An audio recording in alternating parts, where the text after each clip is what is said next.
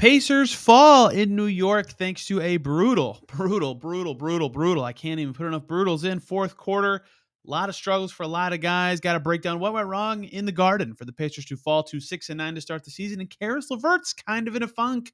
What's going on with him? We got a lot to break down today on the Locked On Pacers podcast.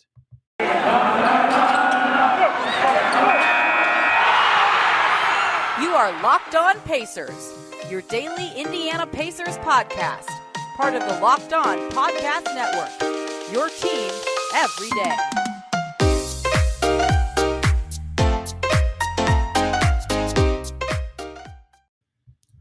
Welcome in to another edition of the Locked On Pacers podcast, where we, of course, talk about the Indiana Pacers as always.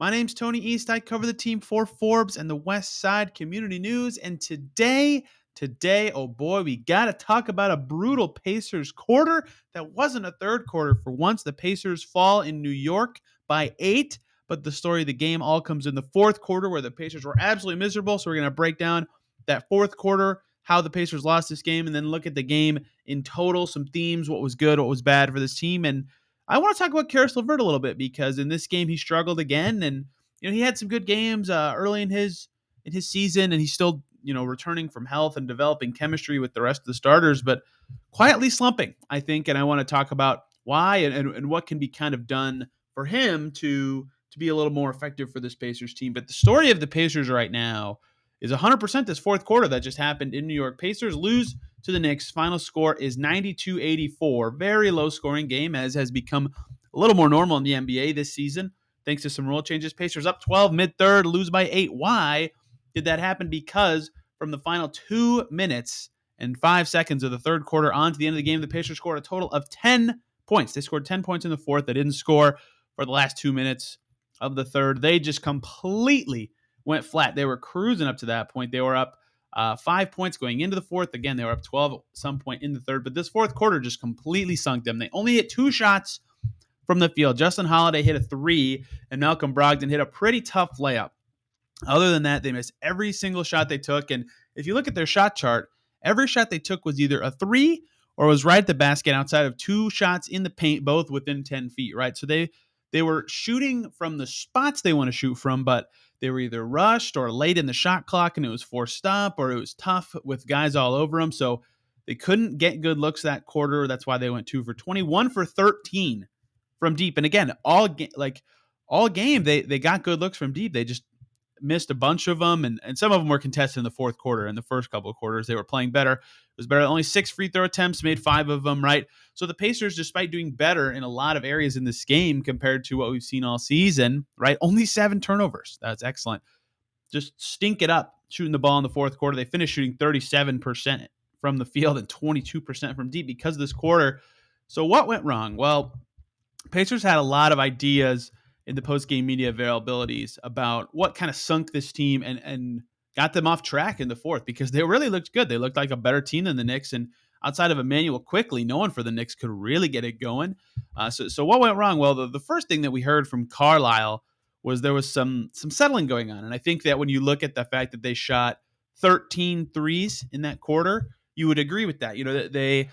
There was some pressure being added from the Knicks, and we'll talk more about the pressure and the physicality that they went to in this game and down the stretch and how it changed the game. But it caused the Pacers to, take a little longer to get into their stuff, or have to set up a little bit differently or in a different spot than normal just to get into the play, or set a screen in a different spot than normal. And it kind of gunked everything up. So they couldn't get to their spots. They couldn't get there as fast, so the Knicks could recover. Like Taj Gibson is slow, and he looked like he was everywhere because the Pacers' spacing was all gunked up because of this pressure and physicality from the Knicks. And it made their three-pointers tough. And it also, because the Knicks were really on a string, it looked like they had 6 guys on defense in this quarter because they were everywhere. It means the open threes, and the reason they went 1 for 13 were like TJ McConnell, I think, took 3 in the third quarter. And don't get me wrong, one was wide open in the corner, one was wide open on the wing.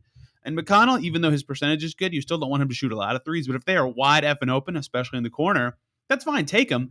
But there's a reason he's open, right? So the Pacers still got okay looks, but the pressure really changed the way the Pacers were playing in this fourth quarter. And LeVert, especially, I thought had some good points when he was talking about this fourth quarter and why it went so wrong for the Pacers, he was like, yeah, our spacing was off, right? Like everybody else, Brogdon and Carlisle and Sabonis all said they put a lot more pressure and physicality on us. And I agree, but that led to this spacing stuff that LeVert was talking about. And I know I just mentioned it, but I thought that was kind of fascinating to see that they couldn't create spacing, right? That their cuts weren't as precise or well timed because the it was all gunked up from the Knicks ball pressure and physicality, and they couldn't create space with screens as easily.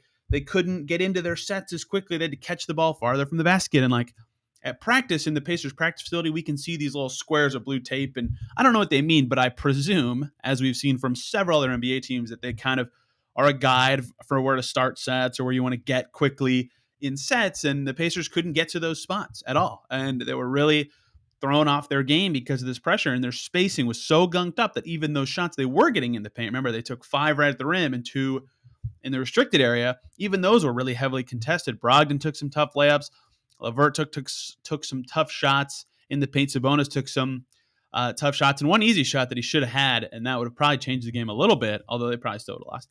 Right up close, right? So they were getting okay looks still, but they were just a little harder than they needed to be because the Knicks did a good job taking the Pacers out of their game, and they couldn't get back to it. And something else LeVert said that stood out to me is they needed to slow down in this quarter. And I kept thinking that, like, they were up a few for, even with the struggles, the Pacers defense was truly good in this game. Only holding the Knicks to 92 at home was impressive. And there was a point they were still winning. I don't remember exactly when it was. I think it was about 7 minutes to go in the fourth.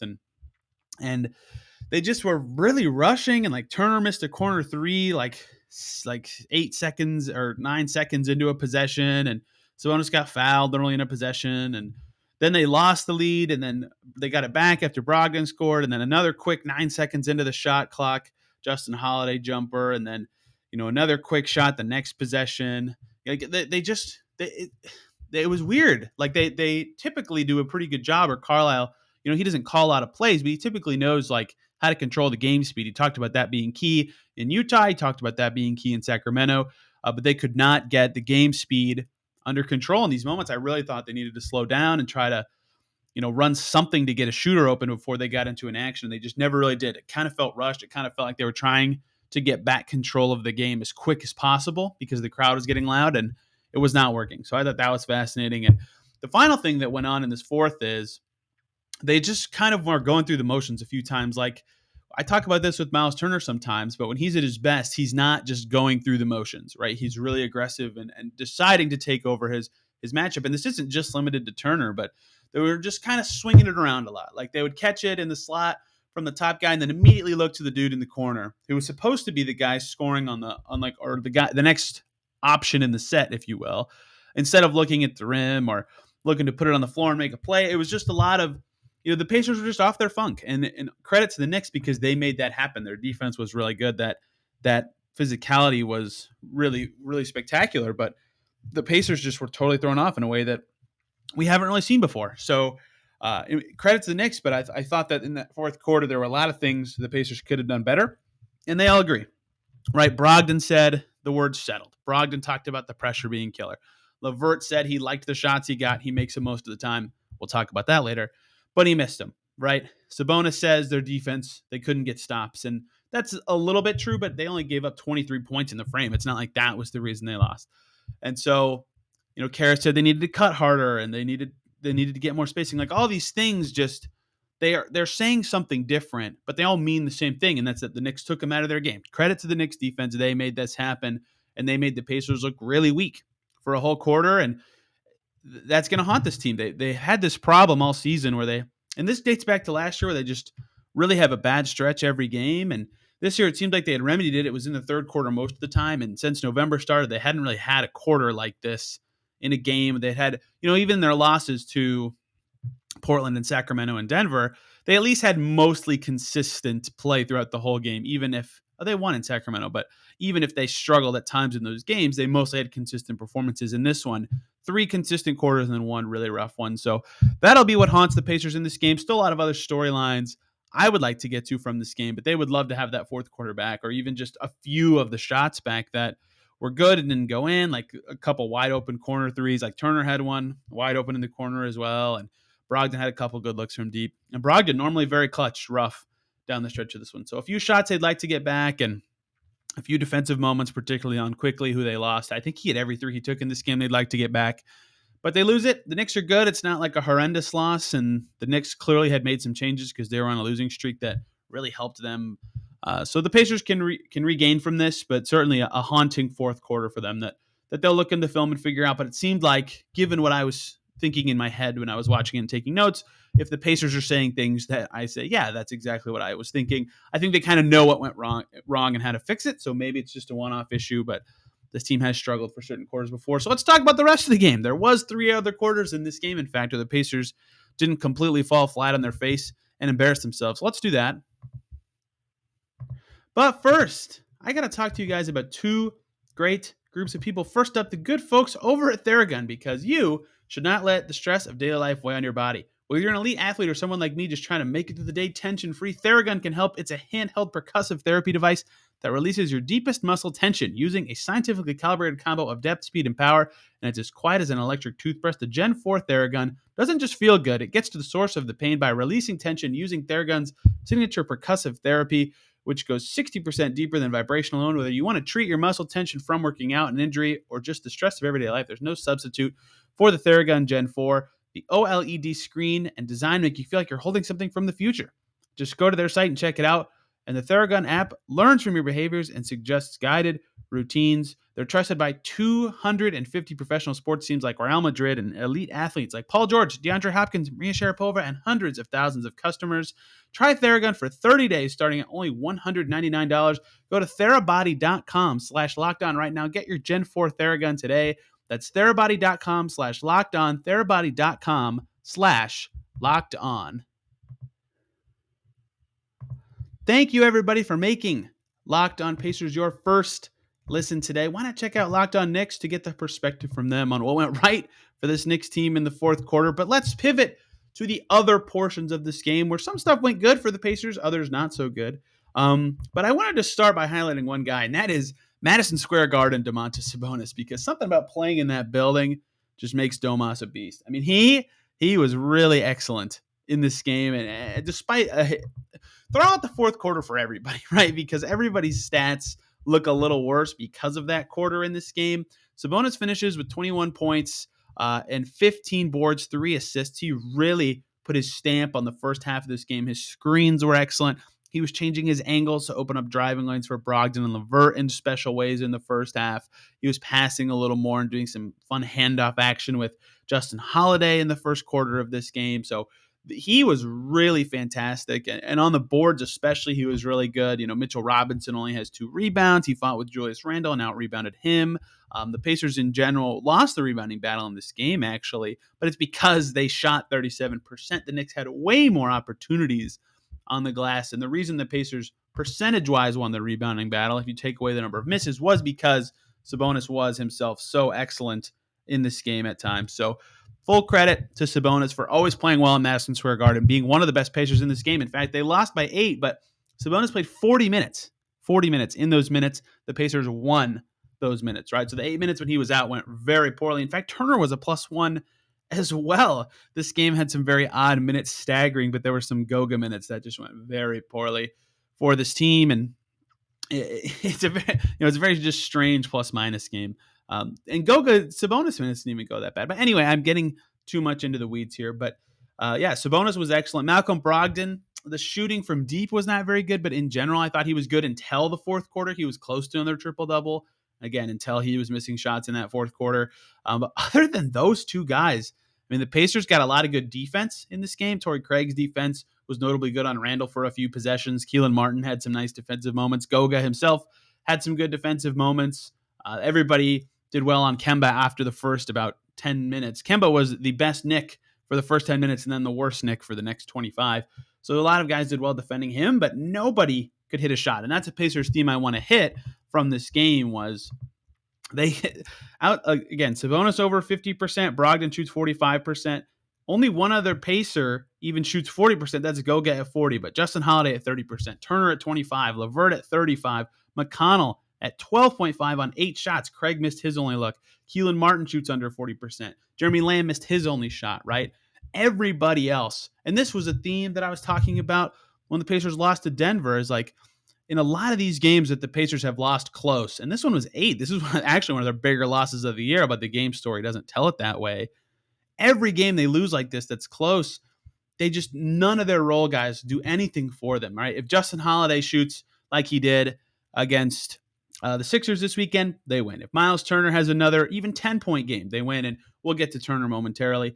If Caris LeVert doesn't shoot poorly on 14 shot attempts, the Pacers likely win. If McConnell has any of his last 5 games before this game in this one, instead of going 1 for 8, they win. Keelan Martin has the games he had recently, they win. But none of those guys had that game. None of them. It was very strange how poor they all shot. And you can point to the fourth quarter again for deflating some of these guys' stats, but they were all poor for much of the game leading up to that point as well on the offensive end. So the Pacers just needed one role guy to step up, and that didn't happen. I want to talk about Turner because he was a lot of the talk of the Pacer-verse online after the game, and the Pacer-verse does not represent all Pacers fans, but they are a subset that watches the games very closely. And the thing with Turner, he had 3 points and 3 rebounds, and all the people that our detractors you all gas him up for weeks, and then he has games like this, and he does. This is what has been maddening about him his whole career, and part of the reason his value is what it is he follows up fantastic games with 3.3 rebound games, and his defense was excellent. Mitchell Robinson was terrible for a reason, and Turner was most of that reason, but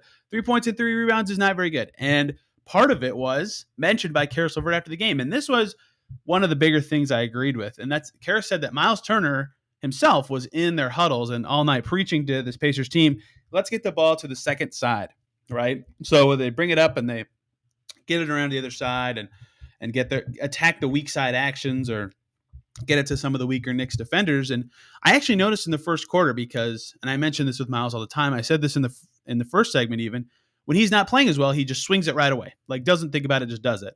And in this game, he did that a lot really early. He would just catch, boom, weak side guy, catch, boom. And I thought, that's weird.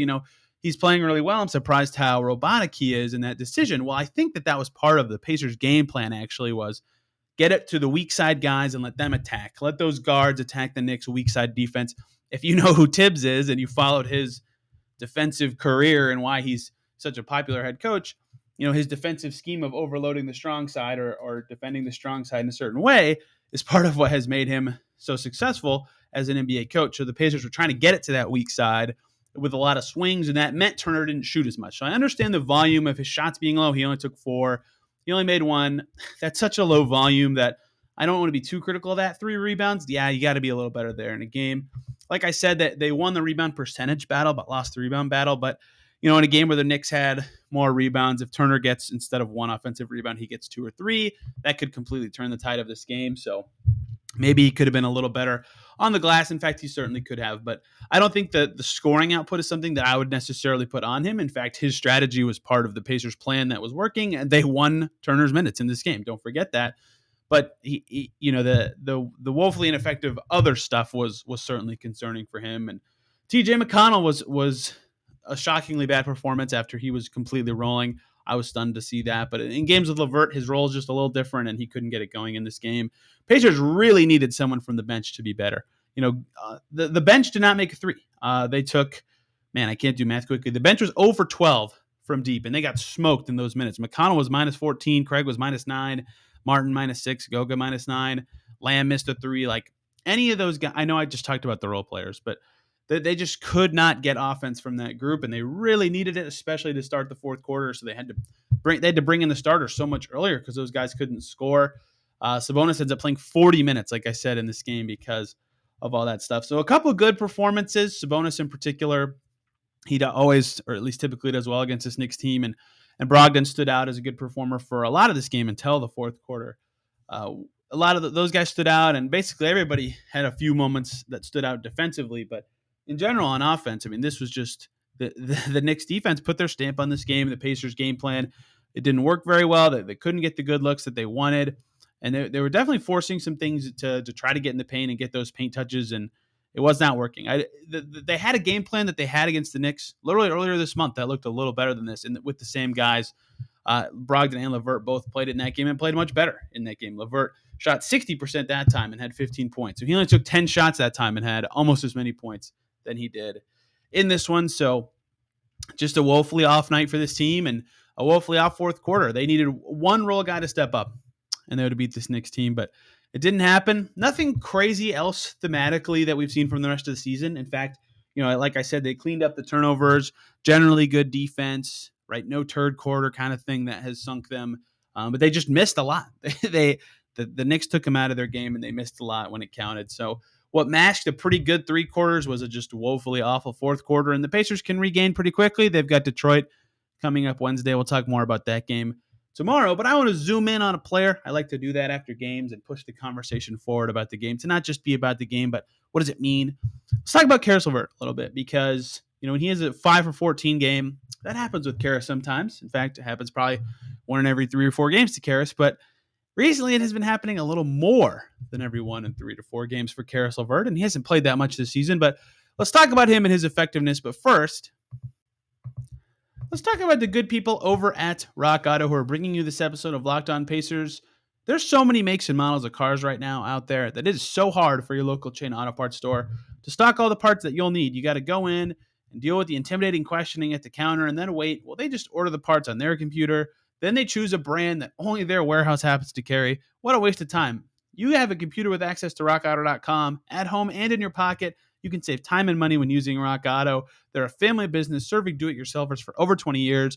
Their prices are always reliably low for every customer. They have everything you could need: brake parts, tail lamps, motor oil, even new carpet. You name it, they've got it. Go explore their easy-to-use website to find the solution to your auto parts needs today. Go to rockauto.com right now and see all the parts available for your car or truck. Right, Locked On in there. How did you hear about us box, so they know that we sent you. Amazing selection, reliably low prices, all the parts your car will ever need at rockauto.com. Let's also talk about the good people over at BetOnline AG who are back and better than ever. They've got a new web interface for the start of basketball season, and more props, more odds, and lines than ever before. BetOnline remains your number one spot for all the basketball and football action this season. Head over to their new updated desktop or mobile website to sign up today and receive your 50% welcome bonus with your first deposit. Just use the promo code right here, Locked On, all one word. You'll receive that bonus 50% on your first deposit. Basketball, football, NHL, boxing, UFC, right to your favorite Vegas casino games. Don't wait to take advantage of all the amazing offers available for the 2021 season. BetOnline is the fastest and easiest way to bet on all your favorite sports. BetOnline, where the game starts. So Caris LeVert was 5 for 14. He still finished with 17 points, which makes his night look kind of efficient. Big reason for that, 7 for 7 from the line. He had nearly half of the Pacers' free throw attempts. In fact, this game wasn't so bad for him. More points than shots is pretty good. He was the only guy who could get to the line consistently for this team, and that's been one of his bigger strengths all season. But only 3 assists, only 1 turnover, though. So he was +2. They played okay in his minutes, but still, when you see 5 for 14, that's 9 possessions of missed shots. And I was going to focus on him at some point soon anyway, and I figured after a 5 for 14 game would be a good time to do it. So first of all, caveats abound. These are not excuses. These are words from Caris LeVert's mouth about what is happening to him. 1, he's still recovering. He said that today. I don't think he's like a low percentage of his health. Like he's probably like 95, 90%, but he said he's still getting healthy, right? That matters. Okay, 2, that was the Pacers' 3rd game with him and Brogdon and the 2 centers, right, this season. They have played very little with this fully healthy team. They're still getting in game calibration mode. They've had practices. It's clearly getting better. They play well with that trio on the floor outside of this 1 quarter against the Knicks. If they had just had another good quarter, they'd been 3-0 and been riding high with this trio. Okay, so caveats abound, but still, as he recovers and gains more time with this unit, LeVert should look better.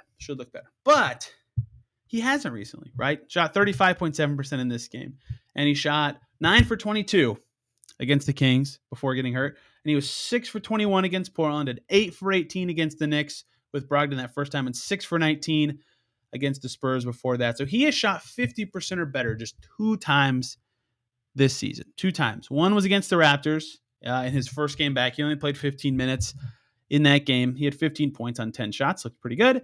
The other one was against Philly over this weekend when McConnell took his shots, and lo and behold, Caris LeVert in that game, also on a minutes restriction. He had 5 for 10 shooting, 50%, finished with 12 points. So the theme is not minutes restriction, Caris LeVert, right? That's just a coincidence to me.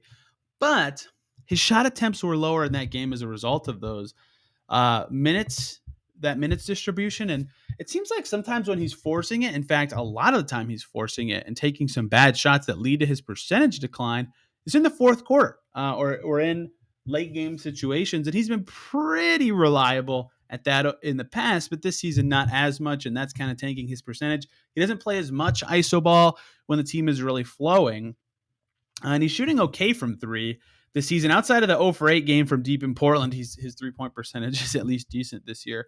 So I think that with LeVert, there are a couple of things I would like to start with. One is just get away from those ISO possessions. I think that he, in the flow of the offense, and like even early in this Knicks game, he was working a lot of two-man game with Sabonis and working the baseline a lot, and he looked really effective. He was getting into the paint and scoring. He was setting up Sabonis for some buckets. I think Sabonis was 2 or all 3 maybe of his assists in this game, and that puts more pressure on the defense and allows those spray out passes to be more available. That's the way that LeVert can be effective, even as a point guard kind of got in that kind of role, or as a secondary guy on that weak side, like they were trying to do against the Knicks today. That's where he's really good, is when he is catching and quickly going into a pick and roll, or quickly doing, and not necessarily an ISO, but quickly doing some sort of action that allows him to be an advantage creator. That those situations, I think the Pacers need to try to get into more, instead of having him be not pure ISO. Like I said, they very rarely do that this year outside of the very end of games, but situations where he is doing a lot to create a shot during a play at some point have been pretty bad. So I think stick to the basic sort of actions with him can be better, because he's more effective in those instances. And we've seen that throughout the whole season. Another thing I think with LeVert that has been telling is he's had some games where he has crazy assist numbers. Against the Spurs, he had 7. He was plus 16 in that game. Against the Knicks, the first time, not this time, he had 5. He was a plus 18 in that game. They beat the Sixers this weekend. He had 3.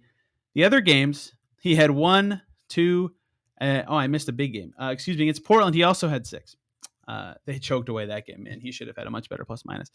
And in those games, he looks more effective too. He only had 1 against the Kings. He looked woefully ineffective. Davion Mitchell put him in a blender. He only had 2 against the Raptors. He was a -2 in that game, right? I think that he doesn't necessarily have the Aaron Holiday syndrome of looks to shoot way too much, but I think that Caris, and part of his appeal last year that was really impressive to me, is his passing was good. This year, coming into this Knicks game, he was at 4 assists per game. He was below that, so he's now below 4 assists per game. 2-minute restriction games will limit his per game stats, whatever. But last year with the Pacers, remember, he was at 5, right? And he was at 6 with the Nets in less minutes than he was playing with the Pacers. So his passing has been worse this year by almost 2 assists per game than last year. And per game numbers can be confusing with minutes. I get that. But I just think in general, he is looking to score more this year than he has been in past seasons. And that could be a direct choice by Pacers coaching staff, or by the team, just by their philosophy in general, right? Hey, Caris, you're a really good scorer off the dribble, probably the best of the healthy guys. Like, do that often, right? Play to your strengths. Carlisle loves when guys play to their strengths. So I understand that. And that makes sense. Like when Caris is feeling it, or when there's a soft spot in the defense within 10 feet of the basket, yeah, he tears it up. But there's a lot of times where he's putting up shots that would make more sense if it was a later in the clock kind of shot, or if they spent a little more time looking for a better shot. And I think that if he was a little more pass focused at times, he would look a lot more effective this season. Just he's just missing some shots that you kind of like, why did he take that? Or like, why did he aggressively hunt to get to there and then still shoot it when he was cut off? You'd think you'd have a different plan in that instance. I don't think his defense has been that bad. Certainly not a strong point for him ever, but Carlisle's credited his defense this year. I think it's been okay. And for a guy coming off of back injury, and like he said, not even fully back in terms of effectiveness yet, I've been pleased, at least with the defensive progress he's been giving this team, and that I thought that could be a big weakness for this team, and that him and Lamb and even Duarte as a rookie could be struggling as defenders, and he's been good enough that the 2 guard has not been their weakest position defensively, but offensively, I think there needs to be a balance found with LeVert. What is the perfect role for him? And him taking 14 shots like he did against the Knicks, that's a pretty good number to me, right? Maybe even a few more than that. I think he can be the most dynamic scorer on this team, who could score from anywhere. Again, 1 0 for 8 night is really overshadowing a decent, well, he was 0 for 3 against the Knicks tonight. So his 3-point percentage does look kind of poo this season compared to where it normally is. 23.3% headed into this game. But he's finding the right shots to me. And the ones he was taking at the end of this Knicks game are ones that we've seen LeVert hit all the time. But he just sometimes is forcing it and getting into spots at the wrong time, or with the wrong level of aggression, and not looking to do something else first in a way that is kind of detrimental to the team at times on offense. Like 9 missed shots is pretty killer for a team that loses a game by 8 points. So I think they're just missing a little bit of balance with LeVert, and it might not even be a raw shot volume thing, but just the way he's getting them. And if he can only get them in a game, if he can only get 14 looks up by playing the way he just did against the Knicks, then he should only shoot 12 or 10 times. And if he can get 14 shots up against a different team, like, for example, when he went 8 for 18 against the Knicks the first time, if he can do that, that's fine. If he can get those kind of looks, that's great. Or, hitting 9 against the Kings, right? Outside of Mitchell putting him in jail a few times, he had some good looks in that game. Like, there is a way to get him the right shots, but when he's putting up tough contested ones all the time, it's just a little bogged downy for the Pacers offense. So I think that they can find that balance, especially as they actually get acclimated to him playing. Remember, they have played 3 games with him and Brogdon both this season. So they'll figure that out. I think they'll get that balance down and how those guys can be deployed together. But right now, I think they're just a little bit off on the balance of how exactly to use LeVert when they have everybody, and just in general on how he can be the most effective for this team. So something to monitor with him, just his general efficiency and how he is guiding the offense. I still think the Pacers look good on offense with him in the game, and he's a very good player for a lot of reasons, but certainly in a slump right now. So something to monitor going forward, and I certainly will be. Thank you guys so much for listening today. Hope you weren't too disappointed by this result. Pacers certainly played better than the result suggests. Tomorrow should be kind of fun. The Mad Ants are in Indy, Tuesday and Wednesday games, both matinees.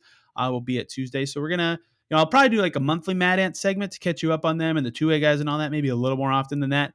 Tomorrow, talking a lot of Mad Ants with Zach Pearson, who is at their media day. And then we'll look ahead at the Pistons game, which if the Pacers had beaten the Knicks, could have been a chance for them to get to 500, but still a nice bounce back, cushiony opponent who's been really struggling this season. So that should be fun.